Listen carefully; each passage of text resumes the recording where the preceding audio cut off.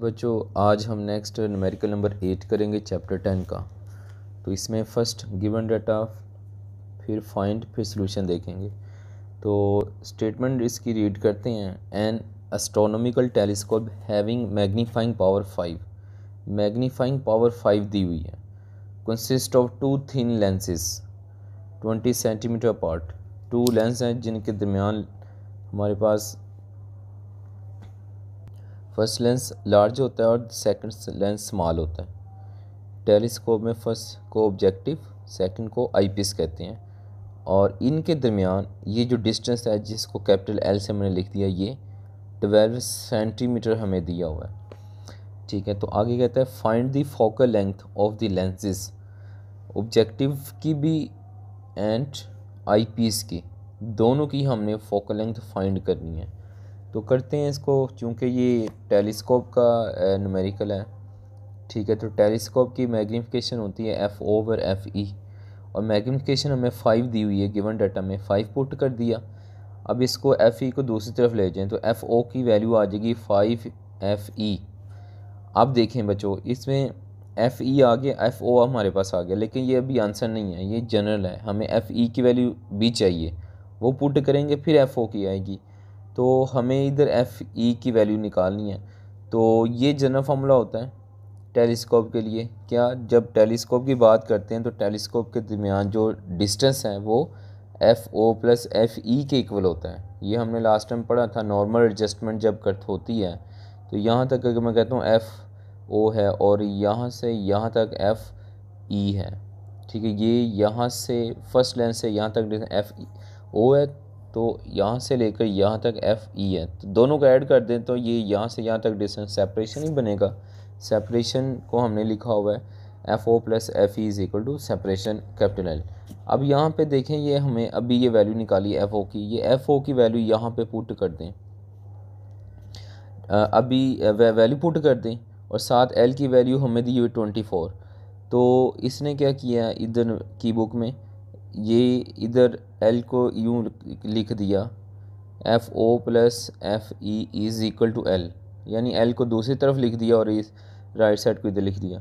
और इधर क्या अब लगाया हुआ है 24। ठीक है, इधर 24 लगाया, फिर ये एफ ई वैसी है, एफ ओ वैसी है। फिर अब क्या किया हुआ है, इधर एफ ई की वैल्यू लगा दी। ठीक है, एफ ओ की वैल्यू लगा दी। एफ ओ की वैल्यू कितनी निकली थी हमारे पास 5 एफ ई, तो इधर एफ ओ की वैल्यू लगा दी और साथ एफ ई। इसको मैं इधर दोबारा लिख लेता हूँ, ये आगे पीछे इसने किया हुआ है। तो इसमें क्या है F O plus F E is equal to L. इधर एफ ओ की वैल्यू लगा दी 5 एफ ई, ये वैसे ही है, और ये 24 सेंटीमीटर। अब इन दोनों को ऐड कर दें, ये 5 + 1 6 एफ ई हो जाएगा।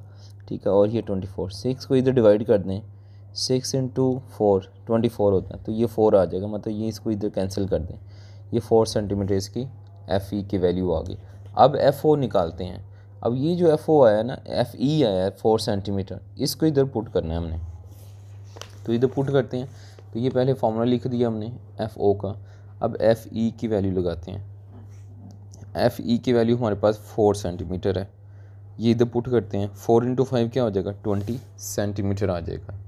नेक्स्ट न्यूमेरिकल नंबर 10 है, इसमें कहता है glass light pipe in air will totally internally reflect A light रे if it's angle of incident is 39 degree.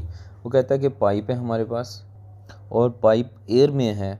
ठीक है, और लाइट जाती है ग्लास में, और जब इस पे पड़ती है इंटरफेस पे, ये इंटरफेस है, ये एयर और ये ग्लास इंटरफेस है। लाइट जब इधर इंटरफेस पे पड़ेगी तो लाइट इधर क्या हो जाती है, टोटली रिफ्लेक्ट हो जाती है, पाइप के अंदर ही रहती है। मैं कहता हूँ कि ये इधर को रिफ्लेक्ट हो जाती है, और इधर वो कहता है कि कब टोटल इंटरनल रिफ्लेक्शन होगी, जब इधर इंसिडेंट एंगल कितना होगा 39 होगा। ठीक है, 39 एंगल पे क्या होता है, हम कहते हैं कि ये लाइट जो रिफ्लेक्ट करती है वो 90 डिग्री बनाती है एंगल ऑफ रिफ्रैक्शन। मैं यूँ कह लेता हूँ ये लाइट इधर पैरेलल हो जाती है। अभी भी ये पाइप के अंदर ही है, ये लाइट इधर आई फॉल की और ये पाइप के अंदर ही पैरेलल होगी। ठीक है, तो ये एंगल ऑफ रिफ्रैक्शन कितना होगा 90 डिग्री होगा। खैर हमें एंगल ऑफ रिफ्रैक्शन को नहीं देखना, हमें उसने खुद बता दिया ये वाला एंगल ऑफ इंसिडेंट कितना है 39 है, और इसी का नाम क्या रख देंगे क्रिटिकल एंगल। बताने का मकसद ये कि वो क्रिटिकल एंगल वो होता है जिस पे एंगल ऑफ रिफ्रैक्शन 90 होता है, ये हमने क्लास में पढ़ा था। ठीक है, तो ये हमें क्रिटिकल एंगल की वैल्यू दी हुई है जिसको थीटा सी से लिख लिया, और हमारे पास रिफ्रैक्टिव इंडेक्स हमारे उसने मेंशन कर दिया। अब वाटर के लिए क्यों किया, वो कहता है what is the minimum angle of total internal reflection. Minimum angle find करना है, मतलब इधर क्रिटिकल एंगल फाइंड करना है कब, जब पाइप वाटर में हो। वाटर, अब ये पाइप को वाटर में लेके, पहले एयर में था पाइप, ठीक है, ये मैंने कहा था पाइप एयर में है, अब इसी पाइप को उठा के वाटर में रख दिया, तो ये जो डॉट लगे हुए हैं ना, ये डॉट बता रही है वाटर है और ये पाइप है, और ये लाइट अब इधर फॉल करती है इंटरफेस पे, और इधर से क्या हो जाती है, टोटली इंटरनली रिफ्लेक्ट, अंदर ही रिफ्लेक्ट होती है, पाइप के अंदर ही रहती है।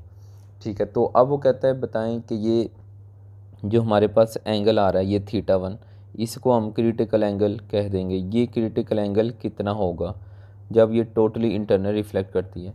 ठीक है, थीटा 1 उसने लिख दिया इधर क्रिटिकल एंगल को जो हमने फाइंड करना है। ठीक है, तो इसको सॉल्व करते हैं। अब देखें, हमें अकॉर्डिंग टू स्नेल्स लॉ जो होता है इसके मुताबिक n1 sine theta 1 equal to n2 sine theta 2 होता है, और थीटा क्या है, इंसिडेंट एंगल है, और ये थीटा 2 क्या है, एंगल ऑफ रिफ्रैक्शन है। तो ये हमने इक्वेशन लिखी, यहाँ से हमने थीटा 1 निकाला, तो n1 को इधर डिवाइड कर दिया। ठीक है, तो डिवाइड किया, अब n1 n2 और थीटा 2 की वैल्यू चाहिए, तो n2 की वैल्यू हम इधर पुट करते हैं। n2 क्या है, n2 क्या है, वाटर है, वाटर का रिफ्रैक्टिव इंडेक्स n2 होगा। देखें n1 ग्लास के लिए होगा, ये जो लिखा हुआ है n1, और ये दूसरी तरफ वाटर होगा।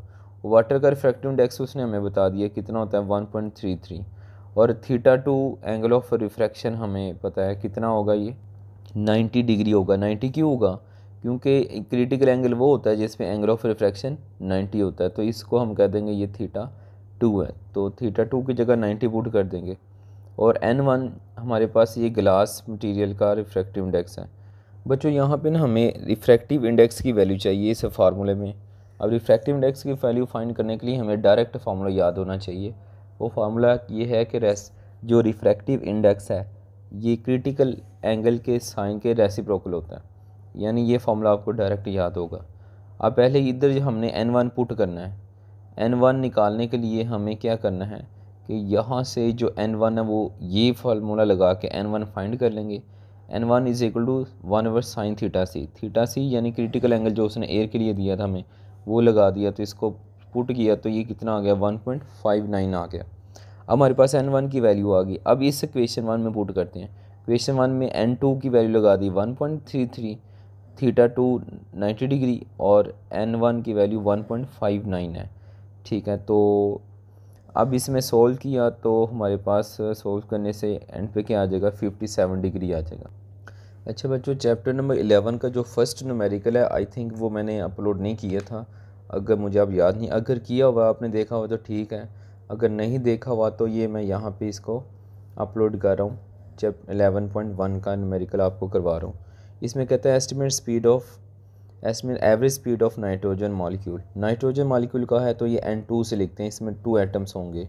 In air under the standard condition of pressure and temperature.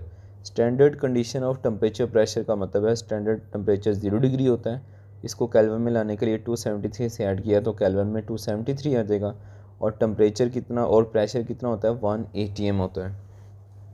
अब उसने कहा एवरेज स्पीड फाइंड करनी है, तो ये जो सिंबल है ना ये ब्रैकेट्स इस तरह की होती हैं, ये एवरेज को शो करती हैं। ठीक है, तो ये हमने डायरेक्ट फार्मूला लगाया, T इज़ इक्वल टू 2/3 के half mv², average kinetic energy है। अब इसमें से v का फार्मूला हमने बनाना है, तो v का फार्मूला बनाने के लिए हमने क्या किया, यहाँ से ये 3k को दूसरी तरफ ले जाएं, ये 2 से कैंसिल हो जाएगा, तो ये हमारे पास आ जाएगा। m को हम उधर डिवाइड कर देंगे तो ये एवरेज की स्पीड आ जाएगा।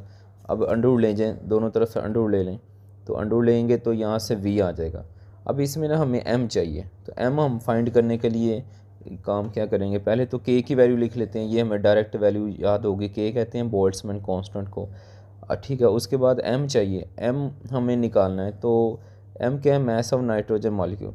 इसको निकालने के लिए पहले हमें मोलर मैस का पता होगा, इस मोलर मैस को कैपिटल M से लिख लेते हैं, और ये कितना है 28 ग्राम, क्योंकि ये आपने पढ़ा हुआ है नाइट्रोजन का ये सिंबल होता है, जिसमें एक एटम के लिए क्या लिखते हैं N7 14, 14 ये एटॉमिक मास होता है, और एक एटम के लिए 14 है। चूँकि हम नाइट्रोजन मॉलिक्यूल की बात करें तो नाइट्रोजन मॉलिक्यूल में 2 एटम होते हैं।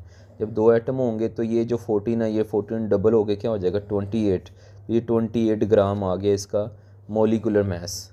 ठीक है, 28 मोलिकुलर मास, जिसको कैपिटल एम से लिख दिया। अब हमें चाहिए एक मॉलिक्यूल का मास। तो एक मॉलिक्यूल का मास फाइंड करने के लिए क्या करेंगे, ये जो हमारे पास मॉलिकुलर मास आ रहा है इसको एवोगैड्रोस नंबर से डिवाइड कर देंगे। तो ये मॉलिकुलर मास लिखा और ये केजी में लिखा। ये देखना ये ग्राम में दिया हुआ है, तो 1000 पे इसको डिवाइड करेंगे तो ये केजी में आ जाएगा। केजी में कितना आ जाएगा 0.028 आ जाएगा। अब इसको डिवाइड कर दिए, इधर लिखा हमने, ये जो किलोग्राम में ये वैल्यू आ जाएगी, इसको हमने इधर लगा दी एम में, एम इधर लगा दिया ये, यानी पुट कर दिया। और एवोगैड्रोस नंबर क्या होता है 6.02 × 10⁻23। इसको सॉल्व करेंगे तो ये एम आ जाएगा। अब एम आ गया, अब फार्मूला लगाते हैं एवरेज स्पीड का। ये एवरेज स्पीड का फार्मूला है, जिसमें 3 वैसे ही के बोल्ट्जमैन कांस्टेंट आपको याद होगा, टी हमें दिया हुआ केल्विन में 273, और एम अभी हमने फाइंड किया, ये पुट किया, इसको सॉल्व किया। फिर ये स्केयर को रिमूव करने के लिए अंडर लेंगे तो ये स्पीड हमारे पास आ जाए। ठीक है बच्चों, ये हमने 11 का भी जो फर्स्ट न्यूमेरिकल था वो कर लिया। अब हम नेक्स्ट MCQs का टेस्ट करेंगे। ठीक है, टेस्ट आपकी एक दिन टेस्ट होगा, अगले दिन उसकी डिस्कशन हो जाएगी। और डेली बेस पे क्या होगा, ये 20 मिनट MCQs के लिए होंगे और अगले 20 मिनट डिस्कशन के होंगे। तो मिलते हैं नेक्स्ट लेक्चर में। अल्लाह हाफिज़।